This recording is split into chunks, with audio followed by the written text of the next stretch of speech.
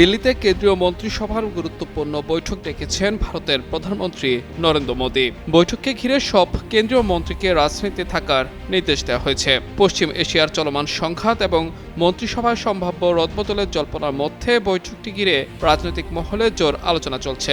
সংবাদ মাধ্যম India today বলছে, প্রধানমন্ত্রী নরেন্দ্র মোদীর সভাপতিত্বে গুরুত্বপূর্ণ এই বৈঠক অনুষ্ঠিত হবে। সরকারের ভেতরে রাজনৈতিক ও অর্থনৈতিক নানা আলোচনা জোরদার হওয়ার প্রেক্ষাপটে সব কেন্দ্রীয় মন্ত্রীকে বৈঠকের নির্ধারিত সময়ের মধ্যে দিল্লিতে অবস্থান করতে বলা হয়েছে।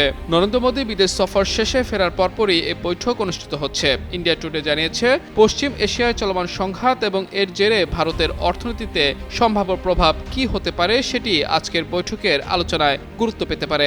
আঞ্চলিক উত্তেজনা বৃদ্ধির মধ্যে তেলের দাম, জ্বালানি সরবরাহ ব্যবস্থা এবং মূল্যস্ফীতি নিয়ে উদ্বেগের বিষয়গুলো সরকার ঘনিষ্ঠভাবে পর্যবেক্ষণ করছে। এদিকে আগামী 10 জুন মোদী সরকারের তৃতীয় মেয়াদের প্রথম বর্ষপূর্তি ঘিরে সম্ভাব্য মন্ত্রিসভা সম্প্রসারণ ও রদবদলের জল্পনা চলছে। এতে করে আজকের বৈঠকটি বেশ রাজনৈতিক গুরুত্ব পেয়েছে।